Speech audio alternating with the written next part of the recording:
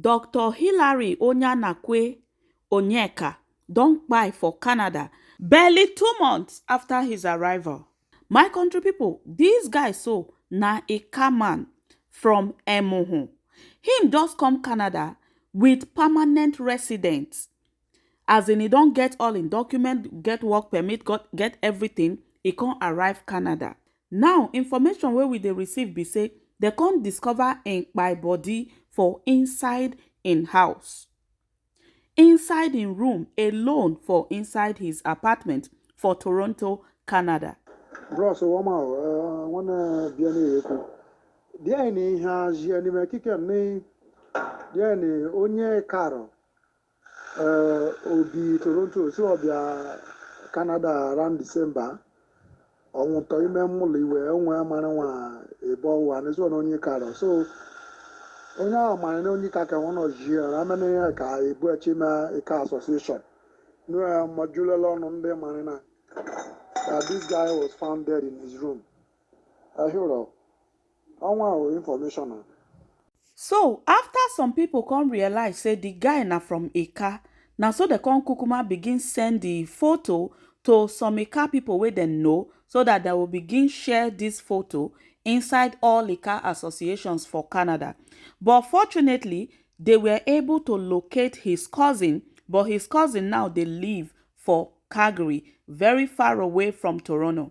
So now they were able to put up information concerning this guy. So make I read them according to how dem take put them and how dem take share them for some Eka Association platforms. The Golden Heart Canada family, with a heavy heart, hereby announces the sudden and untimely death of a Nigerian 30-year-old farm doctor Onyeka Hilary Onyeanakwe was discovered lifeless on February 25, 2024, alone in his apartment in Toronto. Cause of his death is yet to be determined, as the circumstances are currently being investigated by the Toronto Police Service. Dr. Onyeka Hilary arrived Canada December 14, 2023, after his medical school in Nigeria, and was living alone in Toronto before he was found lifeless in his room in his apartment. Barely 2 months after his arrival, farm Dr. Onyeanakwe, who was educated in medical school in Nigeria, had landed in Canada as a permanent resident on December 14th, 2023, and was hoping to live a better life here and equally contribute his quota and also be able to contribute his quota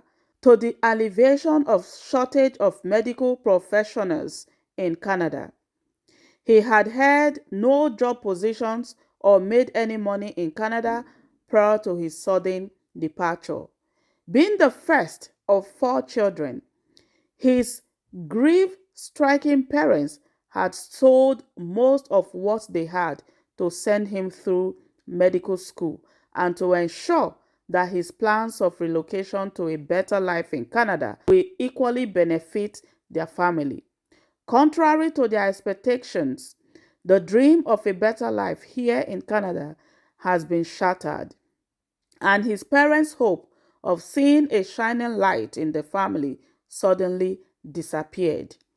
He is survived by his parents and 3 younger siblings, all of whom live in Nigeria. Given that the disease was the last hope of his family, he has not got any income or saving of his own since arriving in Canada.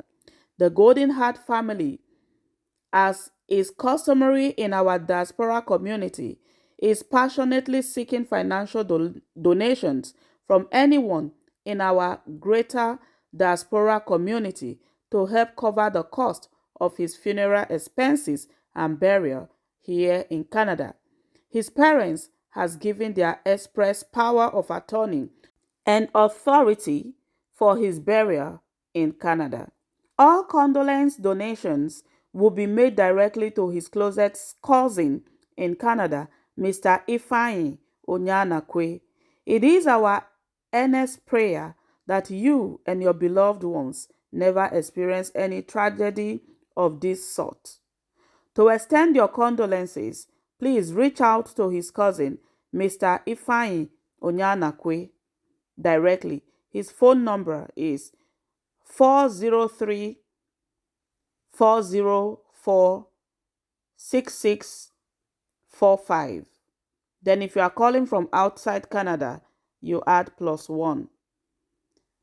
Thank you very much for watching GMTV. Now Roslyn, they report this one. And may his gentle soul rest in perfect peace. Amen.